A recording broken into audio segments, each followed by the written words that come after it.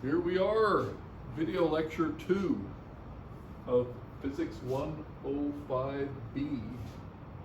Physics 105B video lecture 2. I'll start off with an announcement. This is the second lecture, so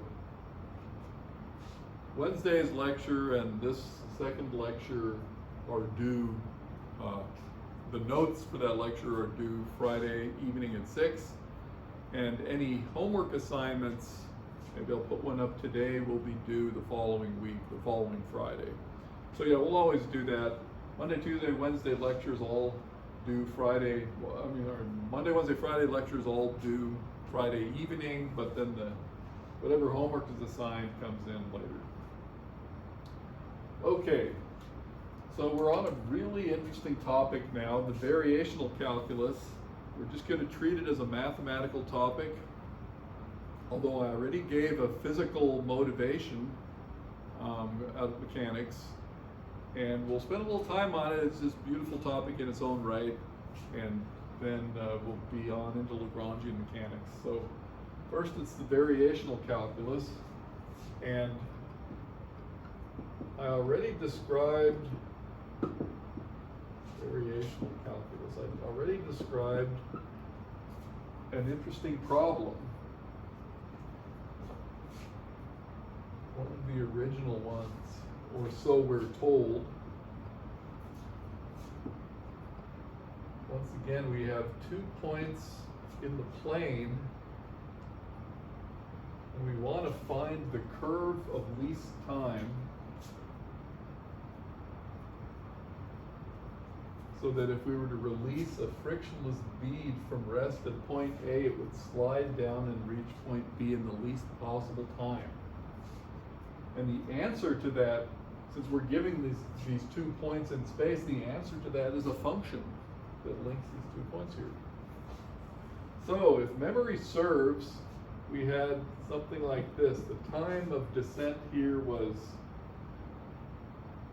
dl over v, so it was root 1 plus y prime squared dx over root 2g y sub 0 minus y. And then we could say there's our y sub 0. And I didn't write this last time, but the formulation of the problem assumes fixed endpoints. So this would correspond to an x of A and an x of B. I had a little different last time, but no damage done here. So x of A and x of B. So we think of these as fixed endpoints. We have this expression here. If we're trying to find the function, right? Y is equal to y of x. Y prime is equal to dy dx. We're trying to find the function that's going to minimize this time of descent. So this is a good initial formulation, and we'll get to this one again later. We're going to do a simpler one. But first we want to extract the nature, something about the nature of this problem.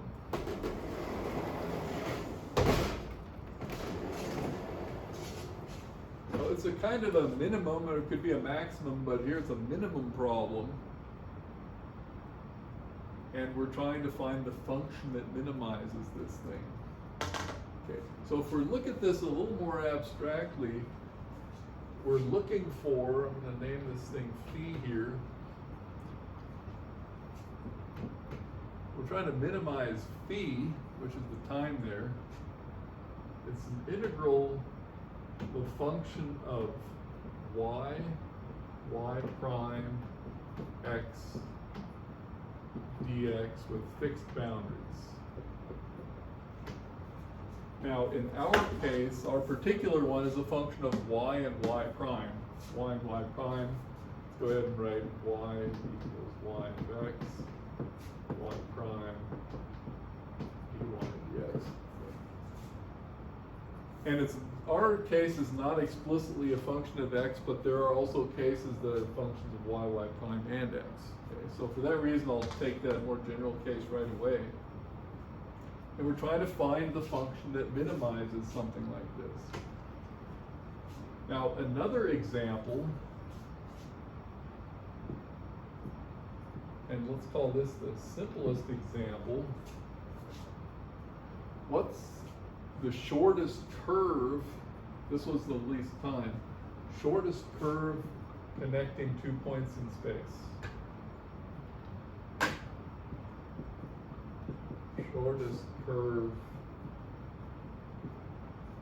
While I'm saying it, you guys are thinking the straight line, right? Connecting 2 points in the plane.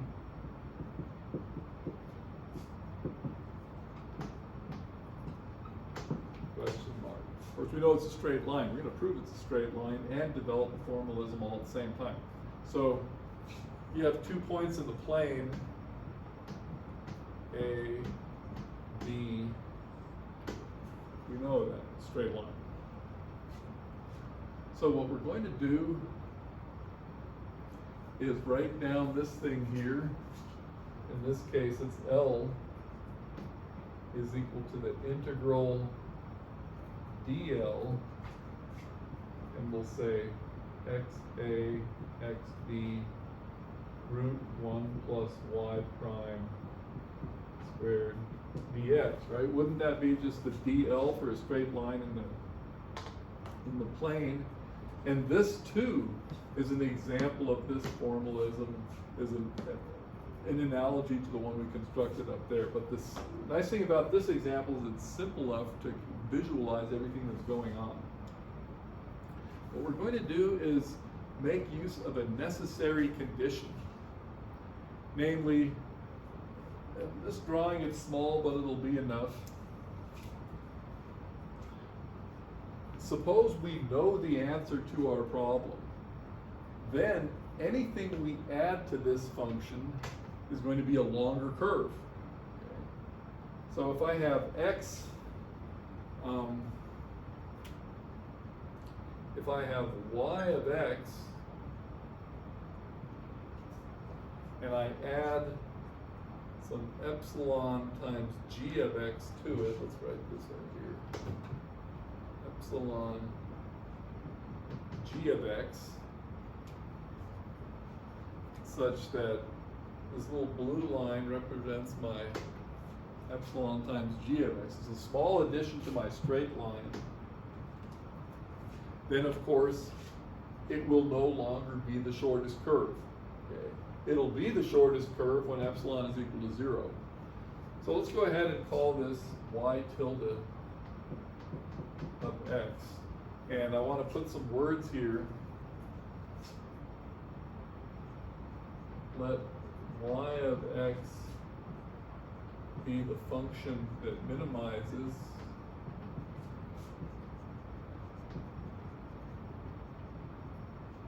when it minimizes phi. Okay. So my concrete example is the length of the curve, in the plane. My general formalism is right here. So y is the curve that minimizes phi, as though I knew the answer, and then I add anything to it, and of course, this y tilde no longer minimizes the curve. But you'll see I have an interesting construction here. I'm going to make a stipulation on this g, where g of x1, 1 or a or b. Okay, let's make a correction here. Oh, x1 and x2. Okay. So g of x1 equals g of x2 equals 0. So I have this function here, and I'm just adding some little perturbation to it. The epsilon is there for a reason. You'll see in a moment, just a real number. And this perturbation that I add to it vanishes at both endpoints. But you can see my blue line is longer than my straight line. If epsilon is 0, this blue line vanishes, and I actually have my straight line. What I've done here is I've constructed a calculus, ordinary calculus problem.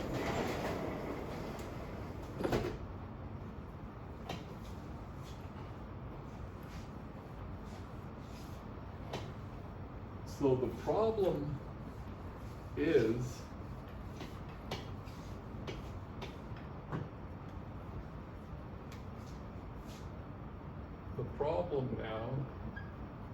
and I'm referring to the phi up there. Find y of x such that phi takes on the minimum. Okay, find y of x such that phi that takes on minimum. Now, everything is there in place. Let phi of epsilon be equal to this integral up here, f of y tilde, y prime tilde x dx. So phi of epsilon is when I plugged in this y tilde here. And when epsilon is equal to 0, f is of f of y and y prime without the tilde. So by construction,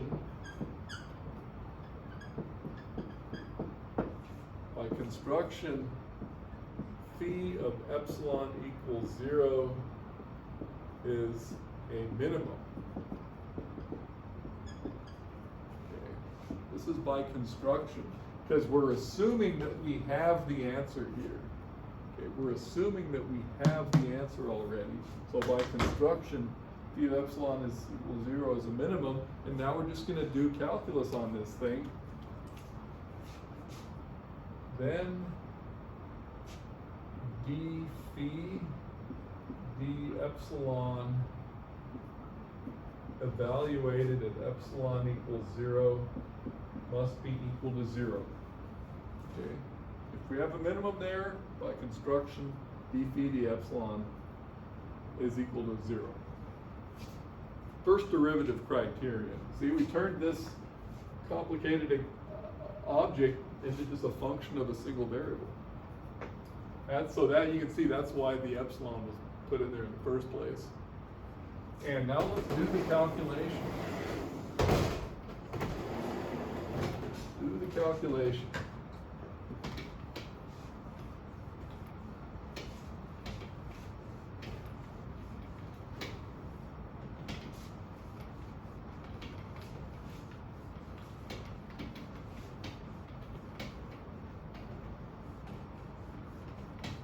So everything's in place, and we have, first of all, just d phi d epsilon. Now we're going to differentiate under the integral.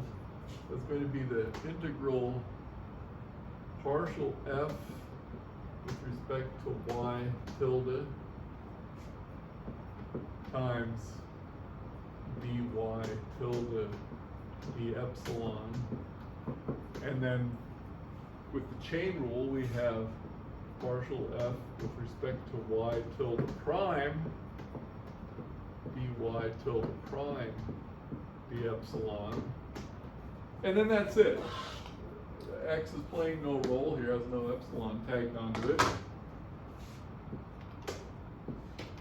Dx. Now we have integral df dy tilde, and the dy tilde d epsilon definition is not up on the board anymore. It's, you know, it's in your notes. Is just the g of x. I'm sorry. Yes, g of x. And for this one here, we have df dy tilde prime, and then the dy tilde prime d epsilon is going to be the g prime of x.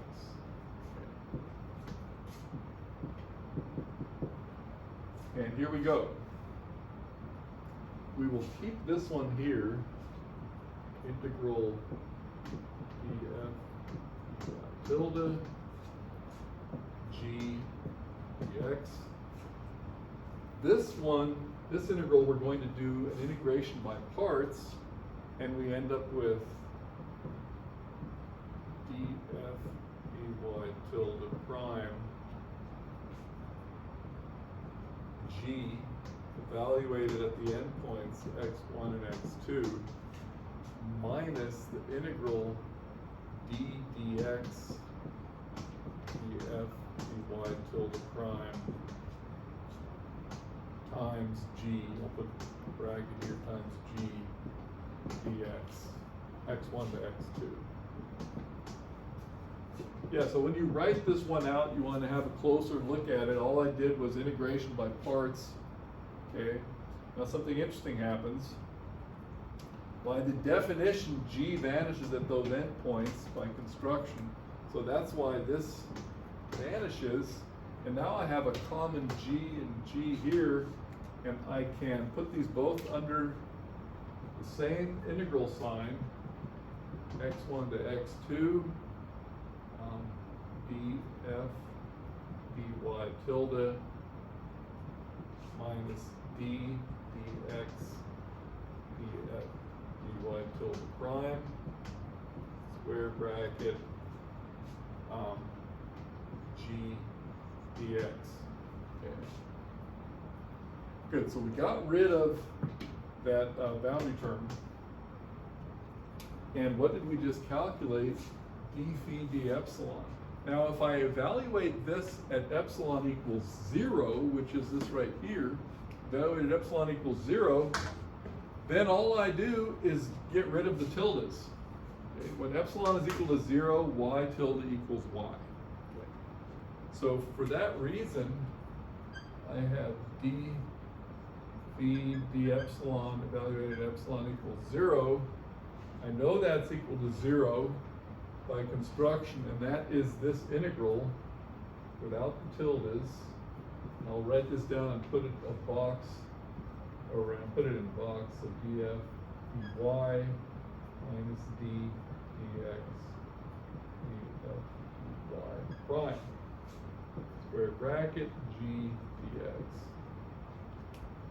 So we're almost there. This is very important. Now, the square bracket can be said to vanish. Let's put a little parentheses around here. The square bracket vanishes because g is arbitrary. I'm going to give a proof of that because it's a very important principle that's used again and again in physics.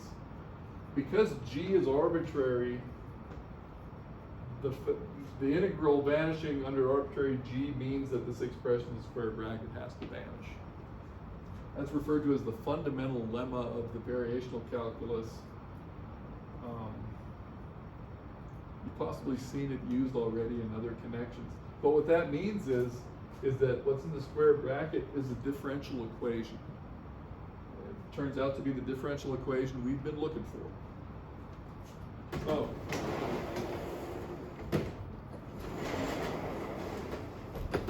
let's see if we can get that. Yeah, this is a really important calculation. And this plus an example or two always takes up a full hour,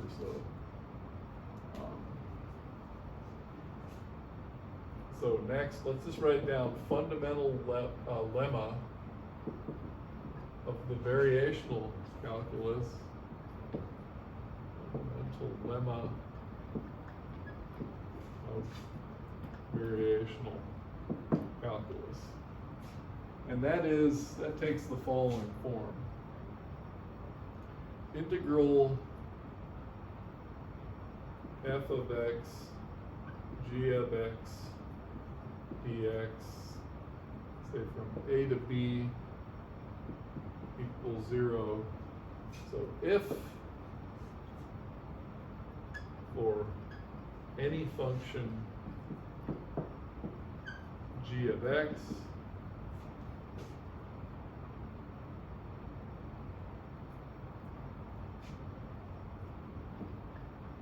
then f of x itself must be equal to 0. And of course, what I'm calling f of x in this little statement is my square bracket there. Okay. So proof by sketch, proof idea by sketch, by contradiction, in fact. So let x0 be element of A, B, and f of x0 is not equal to 0 under these assumptions here. Arbitrary function g of x. Okay. Then construct g of x, since we can do any function at all, such that here's where my proof turns into a picture, although we could do it formal as well. So here's our picture. We've got AB, we've got x0 in here. F of x0 is not equal to 0, so it's positive there, okay, this value. And we construct g of x, I'll use blue, to just be 0 everywhere. So if it has a positive value, then by continuity, it's positive but in a little neighborhood. So we just construct g of x to do this. Okay. So g of x is this blue spike. F of x in the vicinity of f of x0 is this little black arc. And clearly the integral here is not equal to 0. And integral fg dx is not equal to 0. So there's the contradiction.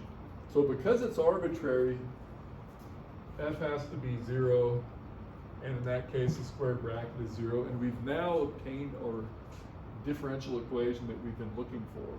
And we'll do a couple of applications, and I'll give you a couple of problems to work on. Let's see how much time we're doing here. Okay, oh, fantastic. We've been moving. We can take our time. Okay. So far we have, let's set this up here. So far we have all the ingredients. And we've obtained this. The conclusion I draw now is what's in the square bracket is equal to 0, and that will be called the Euler Lagrange differential equation. Okay, I'm going to reverse the order of it just for no particular reason, but other than that, I'm just going to repeat what we just found here. So due to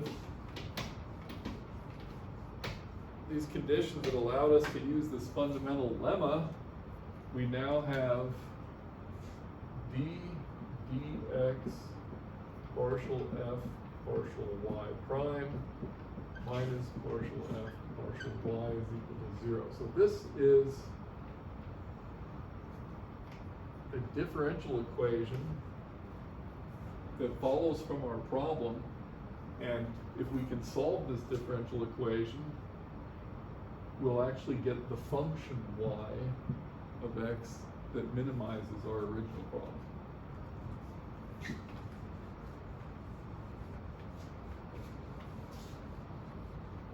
So the statement, in fact, is this differential equation is true when integral f of y prime x dx x1 to x2 is minimal. So if you have a minimum, then that's true. That's an Euler-Lagrange equation. Euler-Lagrange equation. Okay. So we're not going to do the brachistochrone with the time here, but we will do the equation. We'll do the straight line right off the bat here. Straight line problem. Example, and then I'll introduce another one, get going on it, and we'll give it for homework. So the example here was, well, phi was a length in this case. it was the square root 1 plus y prime squared dx. Right. This was the length of a curve in the plane. The length of a curve in the plane is the length element right there. We had that last semester. I was wondering, should I just rederive the length element? Look it up. Look up the length element there. I'm sure we did. We did a fair version of that. Because we were doing the length of the cycloid and other interesting stuff, right? So it's in there. Good. So there's the length element. So here our function f is this thing here. So here, comma, f of y, y prime, and x is a pretty simple version, 1 plus y prime squared. So it is not explicitly a function of y, and it's not explicitly a function of x. But let's just go ahead and rewrite this equation. d dx df dy prime f dy is equal to 0. But because under these circumstances, since we don't have explicit y or x, we therefore can say that that partial derivative vanishes. Okay. And because of that, I can say that this here, blue, derivative of what's in the parentheses vanishes, therefore what's in the parentheses is constant. So therefore, partial f, partial y prime is equal to a constant. And because I have a row on the board, I'll go ahead and use the board right there. So now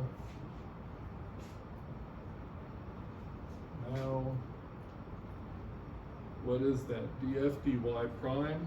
Here's f, so we have 1/2 root 1 plus y prime squared 2y prime is equal to a constant. I'll just call it c. 2's cancel. Y prime squared equals c squared 1 plus y prime squared. So from here on out, it's actually going to be pretty trivial. Y prime squared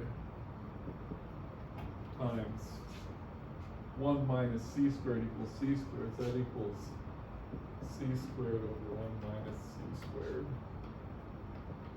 Okay. Yeah, the punchline is that y prime is a constant, because we just have constants on the right side. So y prime equals another constant.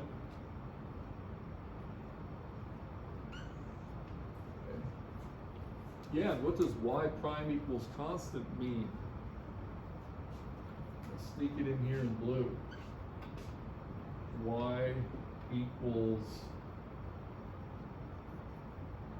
mx plus b. How about that? Y prime is constant is m, and you get another constant there. And what is that but the equation of a straight line? Equation of a straight line. Exclamation. Okay, so we just proved that the shortest curve connecting 2 points in the plane is a straight line. Proved it fair and square. Yeah, okay, so my example kind of ran into a little, not enough space here, but yeah, go ahead and make this really nice in your notes, because this is an important, very important example. Now let's see, do we have time to set up one more? Don't actually want, yeah, we're looking at 30 minutes. Yes, we do.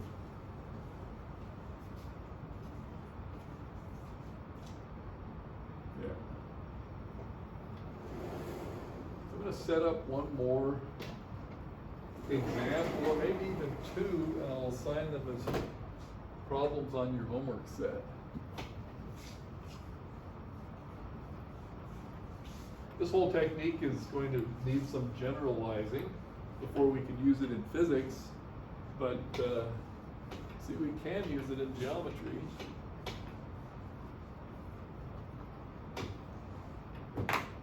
So, my next example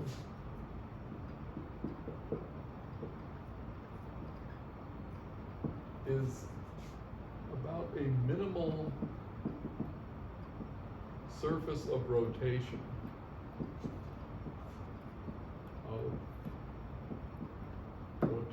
So this is also an interesting geometry problem. So what we imagine is we have x, y, and z axes, and we take some curve here, surface of, actually I think it's called a surface of revolution.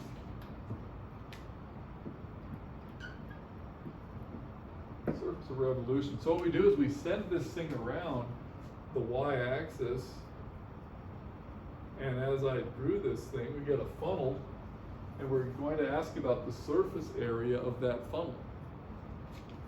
Surface area of that funnel there.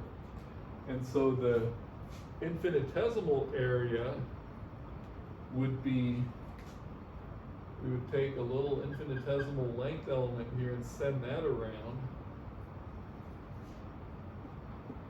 And so you can see that we would have the circumference is 2 pi x for this point x right here, and then there's a little length dl. So there's an area element, but our dl in this xy plane we know about 2 pi x square root of 1 plus y prime squared.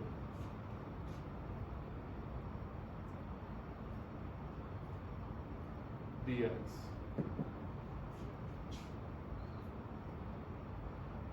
The dl, and therefore the area is the integral from x1 to x2 2 pi x root 1 plus y prime squared dx. And we can say y equals y of x, y prime equals dy dx. So there's the area, and you'll notice we have an unknown function that we're looking for. That will be this curve here, and that curve, when it revolves around the y-axis, creates this minimal surface. So let's call this a homework problem. You can see, first of all, get another color. You can see, first of all, that the 2 pi is not going to matter at all. But because it's under the integral right here, I'll just write our f of y, y prime, and x is equal to 2 pi x root 1 plus y prime squared. There's our function, for which we have an Euler-Lagrange equation.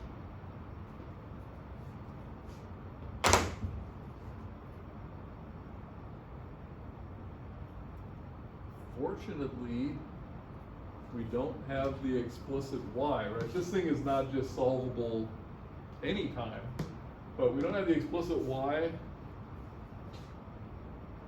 But we do have the explicit x. Okay. So as an example of a function of y prime and x. And so what we have to do is, so I'll write this down as homework. Homework. Write out Euler-Lagrange equation, comma, reduced to a quadrature,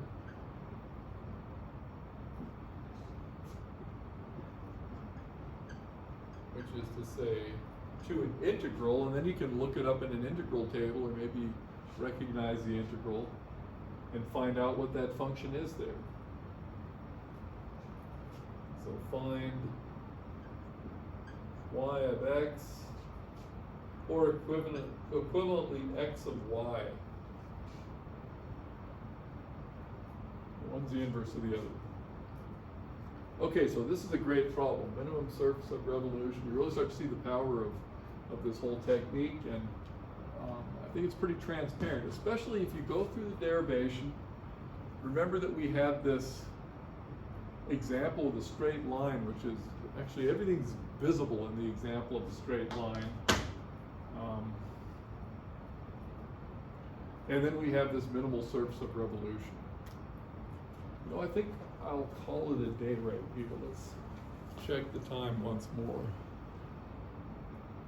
36 minutes. On the other hand, it's not like we're getting much input from the class. Maybe I'll set up one more problem.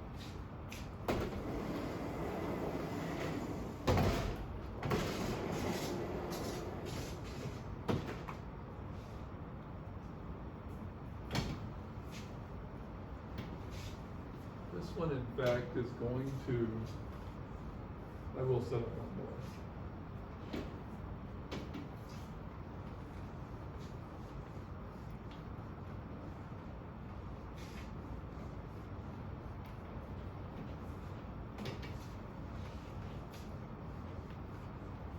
So this next problem will allow us to segue into physics in a certain sense. So, the catenary. The catenary is the shape that a chain assumes, or a heavy rope, when it's just suspended under the influence of gravity. So if you have a uniform cable, rope, chain, what have you, and you suspend it, takes on a shape kind of like this. Just ask myself how much of this I taught last semester. Maybe someone tell me in the email if we saw this example last semester. Uniform cable.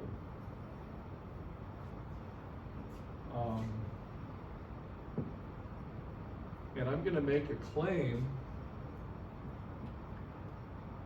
The catenary.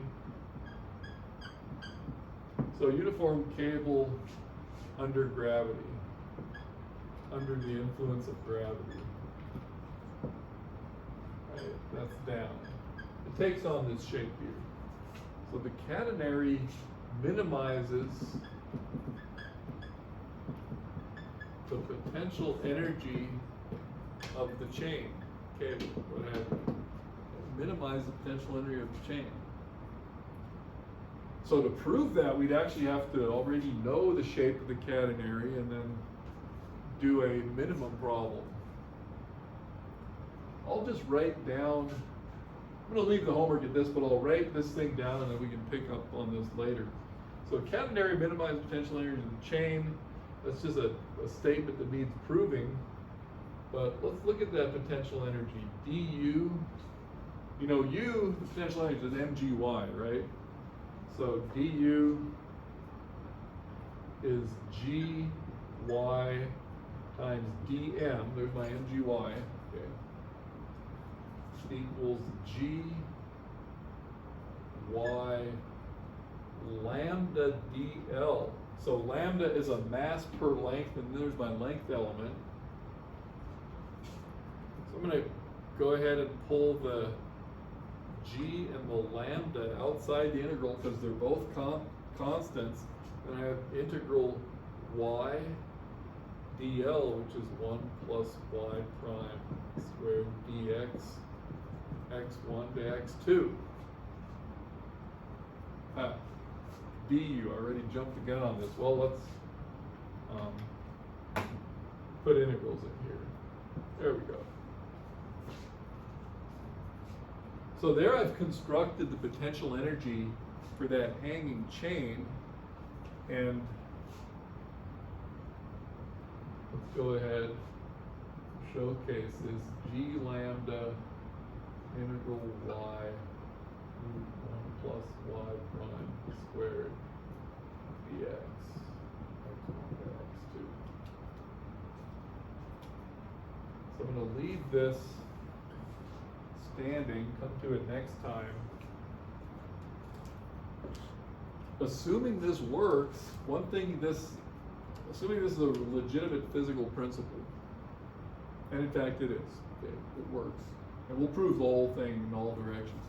But an interesting point is the shape of the curve doesn't depend on the value of the gravitational constant, and it's independent of the density, the linear mass density of that chain cable, because those are as constants outside here, and if we do this as a variational problem, we're going to apply our Euler-Lagrange equation to that expression right there.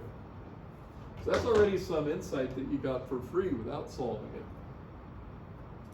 Be that as it may, I'll probably put this on the homework next time or discuss it a little more. So what we just have now for over the weekend is this problem, which I think you'll really enjoy, and of course the notes for everything up until here. Good, so see you guys next time.